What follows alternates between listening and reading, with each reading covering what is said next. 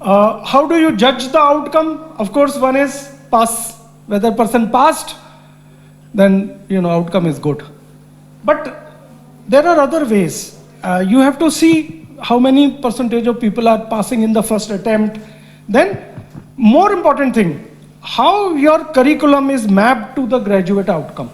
Whether your curriculum was leading into the outcome that you wanted, whether the course objective led to program outcome, and whether program outcome and led to examination. So all these things, as I already discussed, are the criteria for judging whether you have a good outcome-based education or not. So this is the final criteria, and you can see that NAAC looks at percentage passed, NIRF looks at how many students passed in the first attempt, then NAAC looks at COPO mapping. NBA, on the other hand, looks at how this is mapped to the paper or examination, evaluation. Paper is part of evaluation. So of course we need to understand these things. How do we implement? First we understand. Second, we define outcomes accurately. What are the outcomes we are looking at? So we need to have an accurate PO, accurate GA, accurate CO, and this program specific outcome is actually how many skills you are teaching in that program. That is program specific outcome. So that is the number of skills that you are teaching. So you need to define them and then you need to map them, whether this is leading to that or not. So that mapping is important. And this is an example of what we want from our bachelors, for example. So anybody who becomes a bachelor, whether MBBS, whether BTech, whether BBA, whatever, what are the things that they should have? They should have intellectual competencies, of course. They should be a good intellectual. They should have some ethics, whether in medicine or engineering or wherever. They should have some leadership qualities. They should have skill development and soft skill development. Holistic skill development means soft skill development. Then they can have multidisciplinary range. They need to have a service-oriented focus or empathy, and then it should be also lead to spiritual development, which can be added if you want. But these are the things that we expect from our bachelors. But what we expect from our subjects, so this is an example of DM course, and so these are the subjects. Basically, subjects are course, and what you require from that subject are the course objectives. So we can say that this is cardiology program, and it has got so many subjects, 10 subjects, for example, atherosclerotic heart, hypertension, dyslipidemia, etc. But then what comes in that subject? So every subject, let us look at, this is now MBBS program. First subject or course is human anatomy. So these are the three things that a student, once he passes that exam, should know. First, he should understand the gross and microscopic structure, then how this structure is regulated, and then finally any disease happening, same thing. So only three objectives of learning anatomy. Number one, they should know the structure. Number two, they should know how this structure interacts within the body mechanism. And number three, how diseases can impact that structure. Likewise, if you look physiology, 4 objectives, likewise. So I'm just giving an example. I mean, you are the experts, but this is just an example of what are the course objectives. So every course will have about 2 or 3 objectives, maximum 4, not more than 4, because then it becomes too cumbersome. And then you do mapping. So mapping means you see whether the course objectives led to your program outcomes. So you wanted this in the program, as I said, like graduate attitude, you want that professionally skilled or good professional doctor. So that is one. Number 2, good in communication skill. Number 3, good in ethics. Number 4, so likewise those attributes, whether these course objectives were leading to those attributes or not. So this is that mapping. Mapping of the CO with PO. So benefits is, of course, it identifies if there is something missing in this. Suppose all the COs are not leading to all the POs, then you need that, you understand that certain course subjects need to be introduced to fix this particular problem. So it identifies new courses that you need. It also identifies whether your student will meet all those POs. If it is a balanced sheet, then it will meet. Then it allows you to reflect why we are focused on one thing and why we are not focused on other things. So you can reflect, and then you can also make outcome assessment more logical. So this is a type of mapping. So please see, this is, let us say, anatomy. As I said, 3 course objectives. And this is the graduate attributes or program outcomes. First is to be a clinician, second to be a leader, third to be a communicator, fourth to be a learner, and 5 to be a good professional. Professional ethics. So how does this first objective meet? It just makes you a clinician, that's it. Second also makes you a clinician. But if you look at understanding of age-related physiological changes, it not only makes you a good clinician, but it also makes you a good professional, because then you understand the value of age. So that comes into part of you. So it understands that. If you look at this, nutrition. Nutrition makes you a good clinician, of course, but it also makes you a good leader, because now you can give lectures on nutrition to people, that what kind of nutrition they should take. So it can become a good leader also. It can become a good communicator also, because he has to communicate with people about need for nutrition. Then also becomes a learner, because new things keep coming up in this nutrition. Every day it is changing. Somebody saying this is good, this is bad. So you keep learning. And finally, of course, because you teach, so you develop this good ethics as well. So that is how this whole course objective is being mapped to the program outcome or graduate attribute.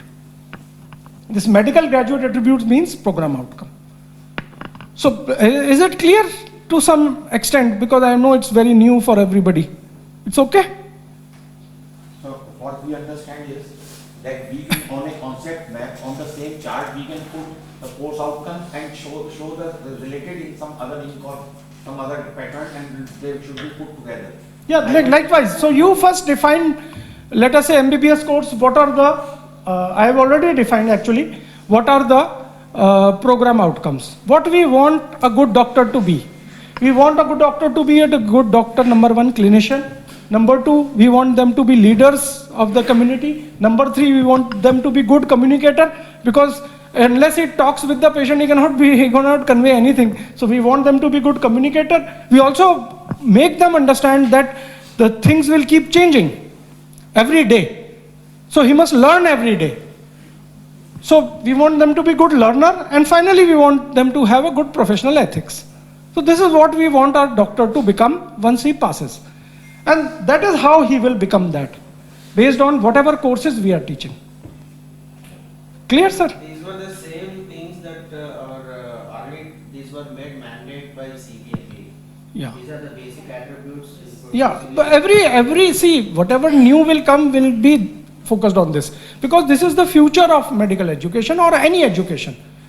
I am just trying to show you how it applies to the medical education. This is common for, this is the future of all education. And the more quickly we embrace this, the better we are. Sir, actually the gazette, the last CPMP gazette, as Yeah. you were studying, that competencies have already been defined. Yeah. So the 3 major goals which are, you are saying, so the names are little. No, competencies are skills, ma'am. Competencies are skills. So there are 4 things. Idea is that we not only focus, see, previously we were focusing only on knowledge. Now there has been change, people are now focusing on a skill.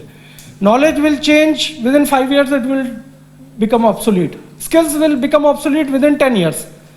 In my time, the skill was only patient seeing. Then echocardiography came, so every cardiologist should know echocardiography. Then angiography came. Then it was like, do angiography, send for surgery.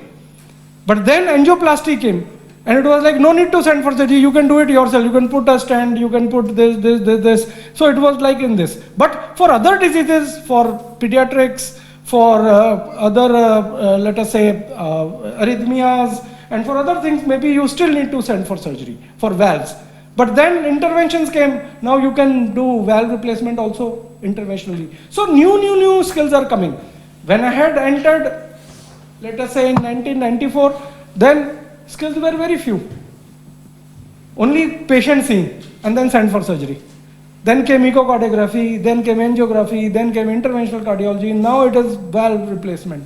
So skills will change. Every, let us say 5-10 years, they will change. Knowledge will also change. So competencies are skills what they have defined now. But what we need to understand is that only when you have this attitude of learner, will you keep changing your skill. Otherwise you will remain fixed. So that is why we need to focus on this thing. Right? And I'm sure CBME, everyone is trying to move in this direction only. Whether they are completely moved or they are moving slowly, partially, we have to see. So this is another example of attainment. So this is now mapped to the paper. So this question came, which major organ lies deep in the right hypochondric region, stomach, spleen, then it is mapped to A1. This is the structure.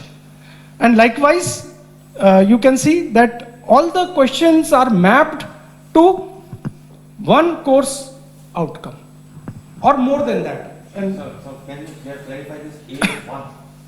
A1 was, sir, you remember anatomy, structure of first objective of anatomy, understanding the structure. So the first objective of anatomy was to understand structure. The second objective was to understand the interaction of the structure with the dynamic body. Now can you show it again, sir? That slide. पीछे देखना करना इससे होगा क्या? हाँ, या देखिए sir, B जो है 1 क्या है? Biochemical and molecular processes involved in health and disease, है ना? अब अगले में ये देखिए, which major organ lies, it is talking of core anatomy. So A1, which of the following tissue level structural organization? This is microscopy, again core. But what does the process of anabolism refer to?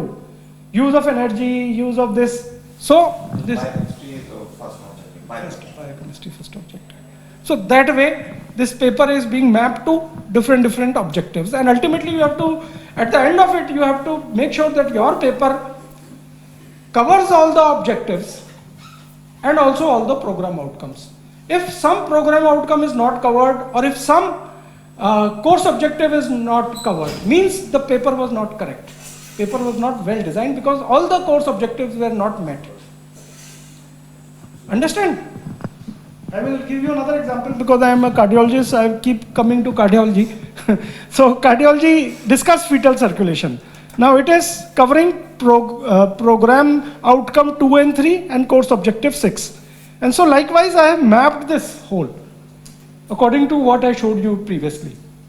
So this is one paper, a real paper from some other university, and I have mapped it to show what are the deficiencies of this paper.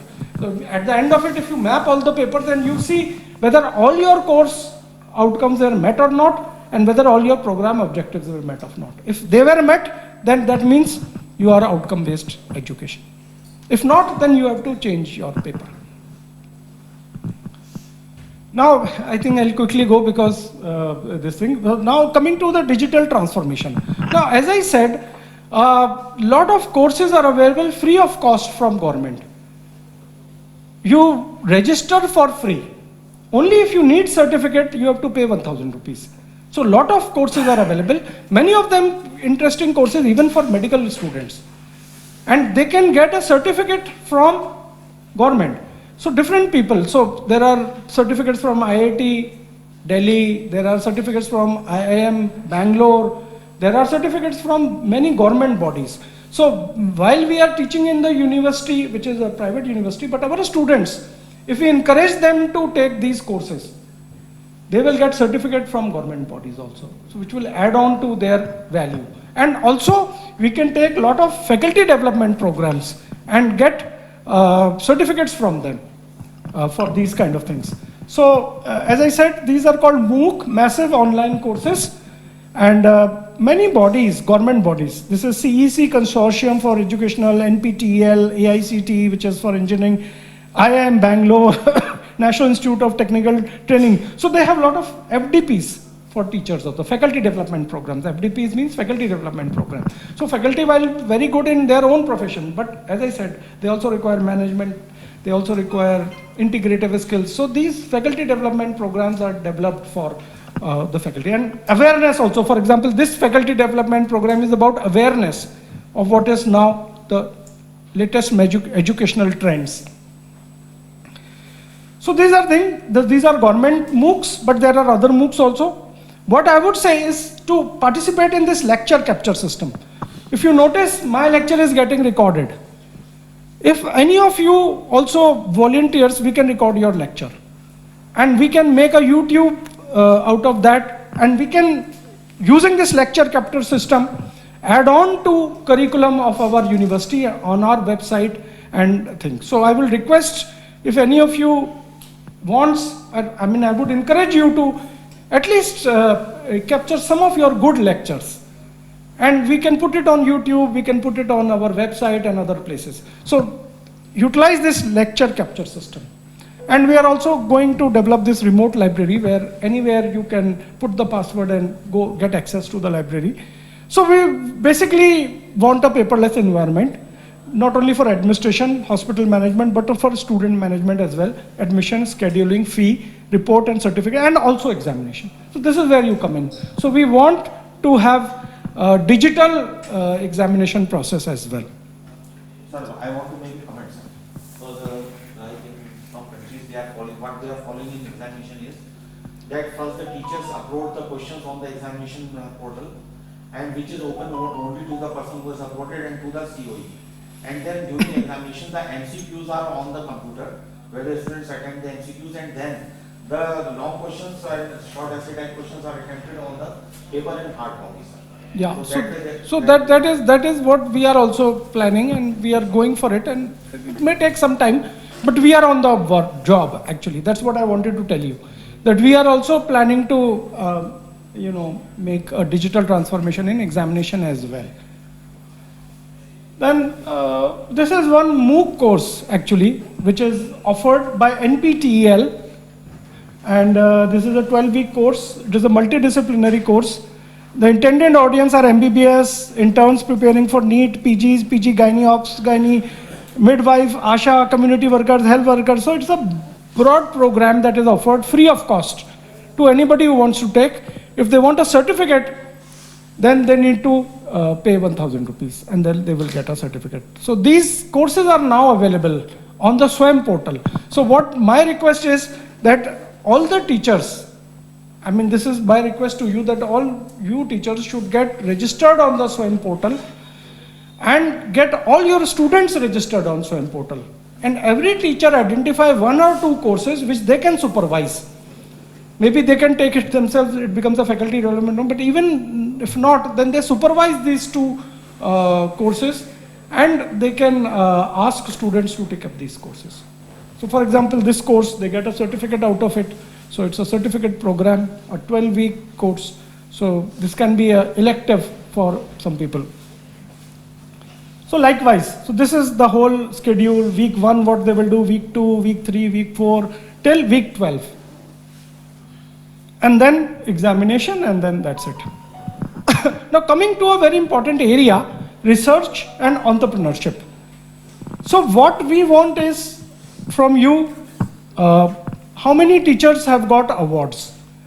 Award can be fellowship. You join societies, you become fellow of a society, then those fellowships. Then suppose you participate in a conference as a speaker, then the organization gives you money, part of the money maybe, for traveling, they waive off your registration, they do something, they give you accommodation or something. So that kind of information is important for us. So if any of you participate in those areas, and if you get any of these recognitions, we call it awards, then please communicate with my office. Dr. Hemant is here, and Mr. Ganbir.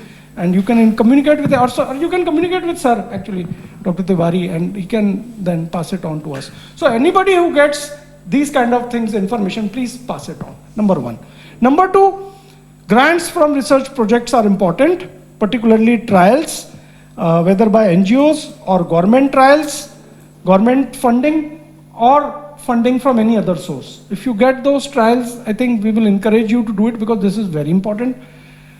Then, if you conduct seminars, we encourage you to conduct the faculty development programs or seminars on IPR or research methodology, GCP, GLP, pharmacy, collection practice, whatever. So whatever workshops you do, they become part of faculty development. So you do those faculty development. That is important, and it comes in this category. It's like also as important as the research.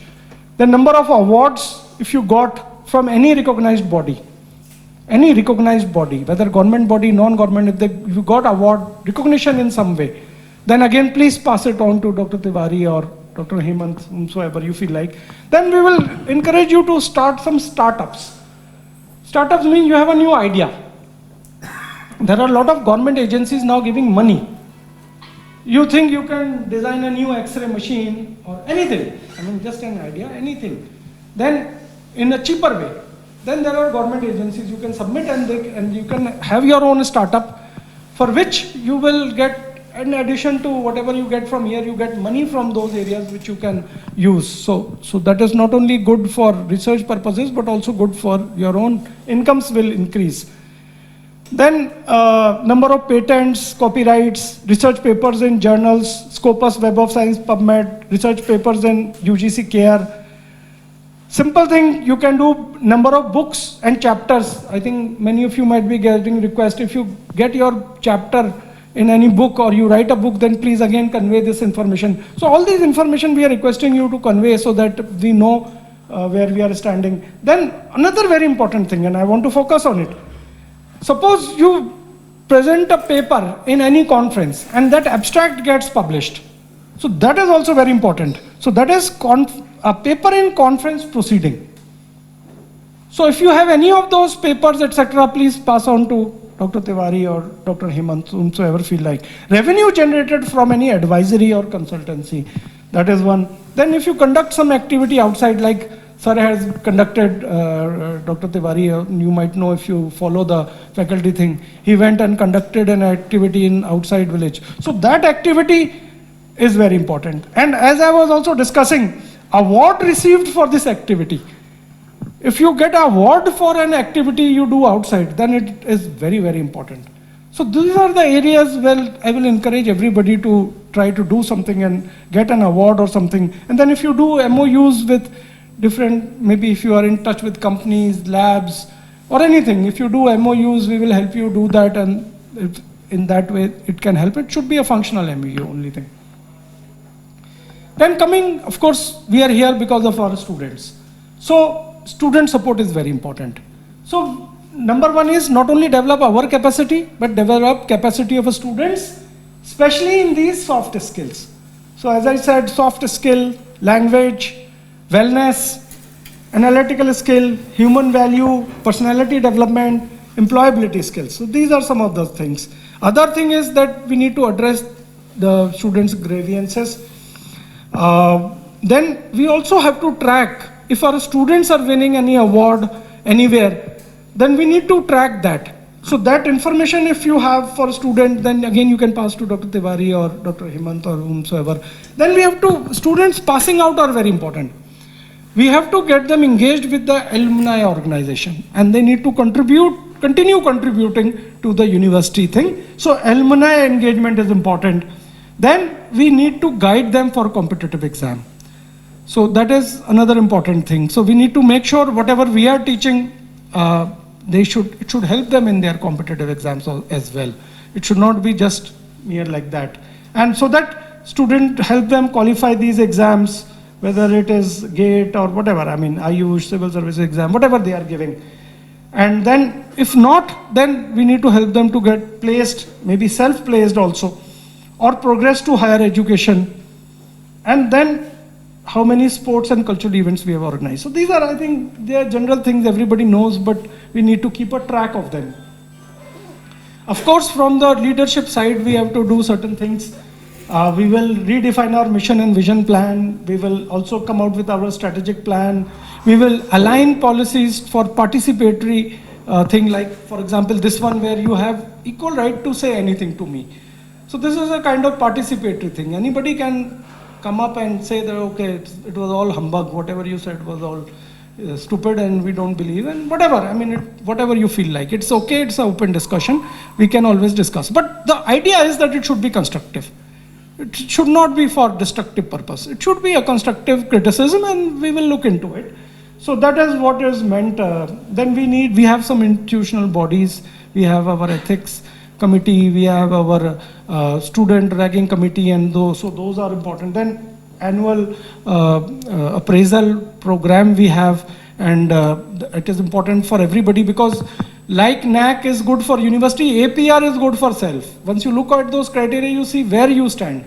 So it is an impetus for you to go in future to improve. Not only you can get increment or promotion, and that we will definitely go for it, but it will also give you an idea which direction we should be moving. So that is the whole idea of APR form. Then help with accreditation, help us get grants, funds, etc. Then gender equity we have to very carefully look at, and initiatives. This is all which the leadership will do to have an inclusive environment and cultural, regional, linguistic, communal. Thankfully, we have a good already in this, but still we can become better. Then we need to define. We need to have one session for our understanding our constitutional obligations, values, rights, duties, and responsibilities. So I have requested the law college to have this particular faculty development program as well, where we will, and students and teachers, everybody will know what is our constitutional requirements. And lastly, we are developing a code of conduct, not only for students, but also for teachers and other administrators. So we will convey with you all those things. All these we are developing, but we will from time to time discuss with you, and code of conduct will also be available, and other things will also be available in near future. Now, as I said, you might think, why should we go for NAC? As I said, we are going for NAC accreditation, and I told you that the reason is that we want to know where we are, so that we can improve. But there are several benefits of going for NAC, and I will just tell you some of them. First, for the students, because the students join by the NAC ratings. So they rate the institutions and they go for good NAC rated institutions. Then another important thing is, a student who passes from a NAC accredited university, for example, I don't know whether you know, not for doctors, but nurses and some other, if they go to Gulf, they ask whether your degree is from NAC accredited institution, and only then they will get job. Likewise in UK and Australia, where it is still allowed, they look at whether NAC accreditation is there or not. So students are bothered about it, because if they do from NAC, then they get it. Then also, if they have to have promotion, then they ask what is the NAC grade of your university. If it is NAC A plus and beyond, then they will get promotion. If not, they will be asked to give another exam there. So that is why NAC is also important for the students. So that's why they will very carefully look at what is your NAC rating. So that's why, of course. For institutions also, of course, first is, if you want to improve quality like we want to do, then this is the way to go. But other than that, if you are NAC A plus and onwards, then you can start some online courses as well. And you can give degrees on online courses. So distance learning, like IGNU, we can start if we become NAC A plus. And also, of course, there is improved in admissions. But then you would say, oh, this is benefiting students and, you know, university, why me bothered? Because, you know, if you say you are coming from a NAC A++ institution, you will have no difficulty getting job in any university. Your pay bracket will be higher, your service conditions will be better, and you will get a very quick employment. And also, if we get thing, then obviously revenue increases, then everybody gets an increment and promotion and likewise. So that is, I think, broadly the benefit of going for NAC. And lastly, I would say that in times to come, it will be mandatory to get a NAC accreditation, otherwise you cannot function. So just having an NMC will not be enough, you will need to have a NAC accreditation as well. And in some places, for example, Maharashtra University of Health Sciences, it's already implemented. Without NAC, the university or the institution is not allowed to function. So coming to NAC, basically just very briefly I'll discuss about NAC. What it has is 7 criteria. It has 35 key indicators or sub-criteria, and then it has 125 indexes. So it looks at 125 things. Now among those 125 things, 35% are qualitative, which depend on the field visit. The peer or the NAC team comes and inspects certain things. So that is only 1/3. 65% comes based on artificial intelligence. So artificial intelligence gathered certain data on the university, and there is no human contact. And they will give the report, and based on that, you get the NAC accreditation. So 65% or 2/3 is by the artificial intelligence. So this is how the qualitative thing is done. The data is submitted for 5-year cycle, and then data is verified by the peer team, the team that comes in, and they verify in discussion with the institution. So here is a human interface. They come, they discuss with you, they get satisfied, not satisfied, whatever, and they give the score. But the 2/3, you submit the data and artificial intelligence validates. So they will know whether this is the right data or you have just submitted something wrong or something, and they will validate it. And then they will, once they find some discrepancy, they will send it to you and tell you that, okay, you were saying that your H index is this, but we found your H index is this. So then you need to respond. We can say, for example, for our university, what happens is there are different ways people write NIMS University. Some people write NIMS University, some write NIMS Research and University Research, and some people write something, some write NIMS capital, some write small NIMS, something, something. So because of this non-standardization, we always face this problem. Because artificial intelligence only picks one, and it will just leave the other 3. So we have to every time tell them that, okay, please look at this also, and this is how. Sometimes we write NIMS Rajasthan, sometimes we write only NIMS, sometimes we write NIMS and research, and so I think that is a bit of a problem. We need to fix it, and we will tell you which, once you go for paper, what exact name you should send, so that there is a standardization. So that is one example of how it happens. This is how it scores. If you get more than 3.51, you get A++. If you score more than 3.26, you get A+. More than 3, A. More than 3A, more than 2.75, B++, more than 2.5, B+, and so on. So this is the grades that are given by NAC. And now in those 7 criterias, maximum focus is on research, 25%. 1/4 of NAC points are on research. So that is why research is very important, because they understand that this is very important. For curricular aspects, 15%, teaching learning, 20%. If you combine this, 60% NAC is covered. If you combine curriculum, teaching learning and research, 60% of NAC is covered. Then what is left is infrastructure, only 10%, student support 10%, governance only 10%, and best practices 10%. So you can see how it is distributed. And that is why we are having this discussion, because curriculum, teaching learning, and research is 2/3 of NAC. So once you can cover this, practically 2/3 of NAC is covered. This is the curricular aspects in detail. They look at design of your curriculum, flexibility of your curriculum, whether your curriculum is enriched with local issues, employability thing, and all those things. Gender issues are discussed in your curriculum or not, so that is enrichment. And then whether you are getting feedback. So every teacher should have a feedback from student, and every parent should give a feedback. Even teachers should give feedback. Like, for example, what you are having, we can have a feedback on this. So everything should have a feedback. Every class should have a feedback that, okay, people like, didn't like, if not, then what? Because the idea is not to blame anybody. Idea is how you can improve. That is the idea. So that's why we have this feedback form also for it. It's given, no? Feedback form? Feedback form दिया ना? ठीक है.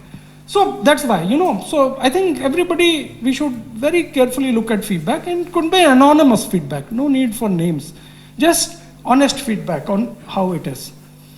Then, of course, design, curriculum design, whether it is relevant to local needs, whether syllabus revision was carried out, means you updated, if you added value-added courses, if you improved your curriculum in syllabus, then that helps.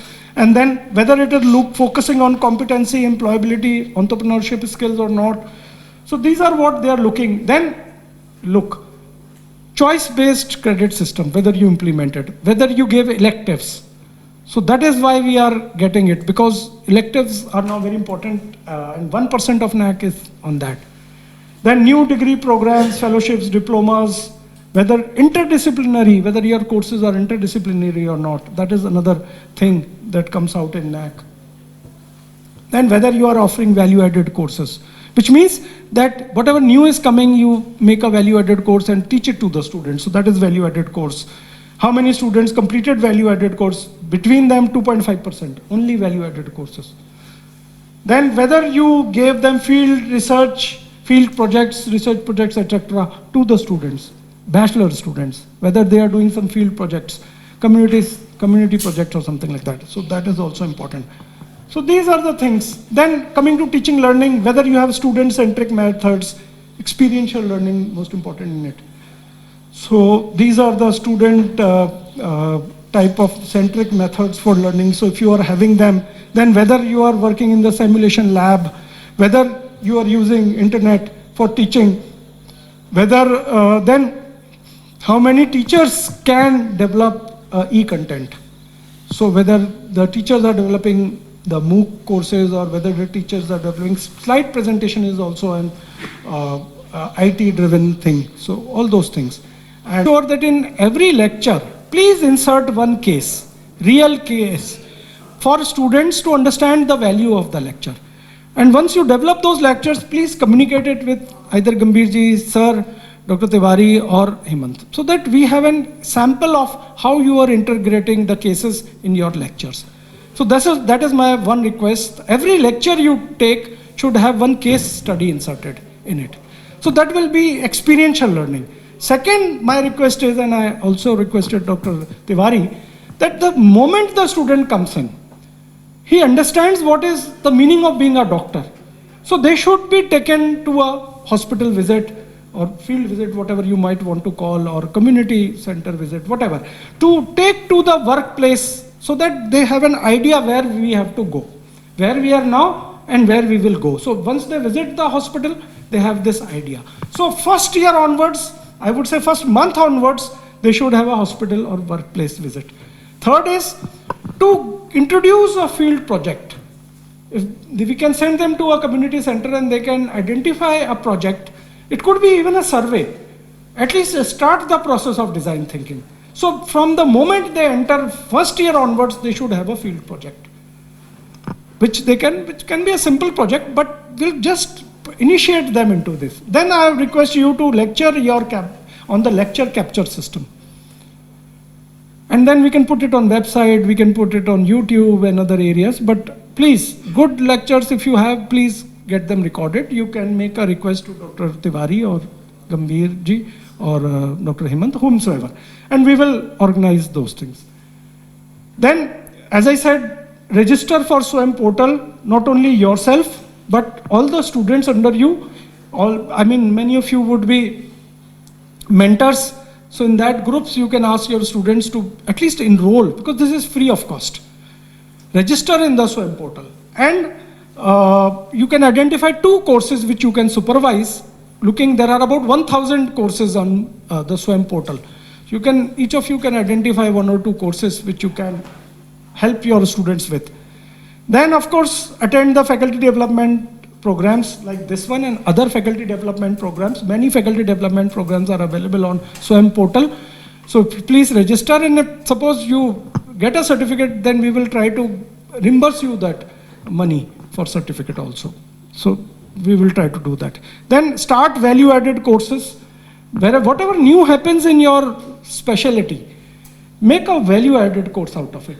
and that can be given to the student so that they get updated with the recent advancements. Then, as I said, credit-based CS actually, credit-based, choice-based credit system. So that creditize all your courses. And I think Dr. Tiwari is already working on it, we have done it. But what you have to understand is that other than marks, we are also going to give credits in future. And generic electives have already been offered, as most of you might know, for the same reason. But we request you if you can identify new, let us say, fellowships or diplomas that can be offered. Interesting ones which improve employability, which improve skills, then we can start those diploma or fellowship courses as well. Then, as I said, get your abstracts in the conference proceedings. That is important. Then, another important thing while we did this was to map these things. COPO mapping and COPO with examination mapping. I think we need to do that. Every paper you prepare, you start thinking how it will map to your CO, how it will map to your PO. I think one reason why we called this meeting was because of this very sad thing Dr. Tiwari told me, that none of you have mapped the COPOs in your... Most of us except one department, sir. I think you will inform you. Okay. I'm sorry to say that only forensics department has not done. He has done the revised syllabus well, but not the COPO and the fellowships. And the whole department's whole pre-income curriculum department has done the COPO mapping, fellowship courses. Good. All this. Great. Then I think we are in good, solid ground. But then we need to... Anybody from forensic medicine? I think because of that unfortunate thing, so they might... Discuss. Discuss means? So Dr. Sunil is to take care about the whole issue from the NAC.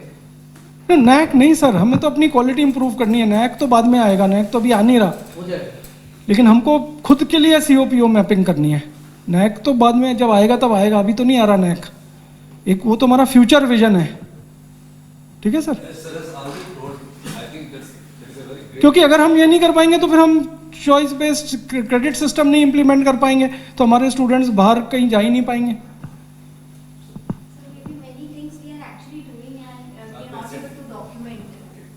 Abhi we'll have a discussion. Let us finish. And then I wanted to include these cross-cutting issues like gender. Wherever you are having, I'm thinking in your courses you will have some mention of gender, some mention of environment, heat stroke, for example. So please, maybe in that curriculum use a yellow marker to highlight it. So that once we prepare, we know that, okay, this is mapped. The environment is mapped. Human values we are talking of. Right to health comes in, the ethics or community medicine. Then how the things are changing, population. We have this demographic advantage, younger population. What is our maternal mortality rate? What is our infant mortality rate? And things like that. Those come in gender. And then what is our birth rate? That comes in our emerging demographic issues. So all these things, we just need to map them in the curriculum, wherever they are coming, just with a yellow highlighter we can mark. Can we get a copy of this in this slides? Okay. In any case, I will send you all the slides, but this we can send you, actually take a print out and give it to you. इसका है print out ले लो, अगर print out लेके सबको distribute कर दो. Soft भेज देंगे सर, हम पूरे का पूरा slide ही भेज देंगे, but ये वाला अलग से भेज देंगे, because this is something that is actionable, that we immediately want. And then finally, map CO with PO and COPO with exam, as we already discussed. For every lecture, teaching learning session, we have to do, even for practicals and theory, both, sir.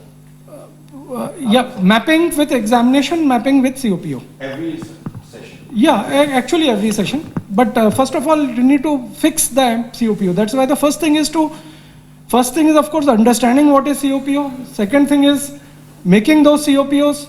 Third thing is mapping those COPOs. So that is the whole thing. So thank you so much for your kind attention. And anything, please feel free to ask. Yeah. Sir, I'm Dr. Daud, Assistant Professor, Immunohematology and Blood Transfusion. So about this COPO mapping, I'll just share what I understood. Please correct me if I'm wrong. So what I understood was program mapping. Your program is the degree course. Yes. So you have a hematology degree course. Yes, sir. Yes, sir. MD immunohematology and blood transfusion is there. So that is the program. So PO is program, which means the course. CO is the subjects of those course. Subject of that program, which we call course. Course is subject of the program. So hematology may have 5 subjects, for example. So those are the courses. Yes, sir. Sir, what I understood was MD program, that is the program, like MD immunohematology and blood transfusion, MD physiology, MD anatomy. What is that will be the program, and course will be immunohematology and blood transfusion will be course, physiology course, anatomy course. That's what. Whatever is there in your discipline, Huh. whatever subjects you are teaching, Yes. that is the course. Course. So. If there are more than 10 subjects, then you need to combine 2-3 subjects. You don't have more than 10 courses. Okay. So, sir, what? If you have 30 subjects, then you can combine them and make them under 10. Yes. So program outcome will be something broad, like to have knowledge. What the hematologist to be like? Huh. So what you like the hematologist, what will be the knowledge of hematologist, what will be the skills of the hematologist, what will be the attitudes and behavior of a hematologist. That will be common for all. No, all MD program. The program outcome will be same. No. No. For MD hematology. Okay. So you will have MD hematology program outcome. Okay. MBBS program outcome is common. But Okay. we are now into MD. So MD, every degree course will have its own program outcome. Okay, sir. So what I understood was the course objectives or course outcome will be different for every course. So we have to map these individual or specific objectives or outcomes Let us see to the what broad. you want a hematologist be. So first, he should have a good knowledge of hematology. That is the first thing. So he should be a good clinician. So he should be able to see the patients who have hematological problems, diagnose their problems, and treat them. So that is the first program outcome, clinician. Second will be, he should be able to communicate with the people. That okay, you have this problem, this. So he should be a good communicator. Third could be, he should be a good leader. So he should, whenever there is a hematological something, he should take lectures, let us say on leukemia, lymphoma, something, teach other general practitioners or teach community, for example. And you can say that, okay, these pollutants can cause leukemia, these people living near chemical factories can have effluents that can cause leukemia. So that leadership should also be there. So these are the outcomes. May I say something? Yeah. So what I understand is that there is a curriculum, 3 volumes of curriculum by NMC, and in that some this thing course outcome means some things competencies have been mentioned. Competencies are skills, sir. Yes, sir. So that same matches with the course outcome. See, important thing is that Achieving. we need to have, for program outcome, we need to have less than around 5 program outcomes for every program. So for hematology also we have 5 programs. One is good clinical hematologist, one is good ethics in thing, so that can be another one. So we have to have 5 in every program, about 5, maximum 10 program outcomes. And then what are the subjects in that? Every subject should have not more than 4 outcomes or objectives. In the NMC you might have, every subject might have many objectives. So you need to compress to get to about 4 objectives only. You understand? Because in NMC, I think everywhere they have given outcome. So they are too many. You may have to combine many to make them simplified under 5. We can't have more than 5 objectives because we cannot prepare this screen. If you have 10 objectives and 10 this, then whole room will not be enough for this kind of chart. So we need to prepare this chart, and in this chart, maximum average 5 program outcomes, average 3 course outcomes. and courses number in one program under 10. That is what I'm trying to say. Noor Tiwari will help you now, he's an expert into this. Sir, basically everything is, I just want to interrupt. Basically everything is written in the energy syllabus. Yeah. On the initial of the every degree course and initial of the MBBS, these program outcomes are written here. So it's not too much difficult, but you make it very easy for Yeah. No, whatever is available, we are not deviating from NMC. I think please, I will make it clear again, that is the minimum standard requirement, we will follow it. What we are trying to discuss is what we will do beyond that minimum standard requirement, and that is what we are discussing. So whatever is given is okay. That is okay, we are not deviating. We are just going beyond it, that's it. Anything? Anybody? I'm sorry I'll keep you waiting, I think, for long, but I thought this was important.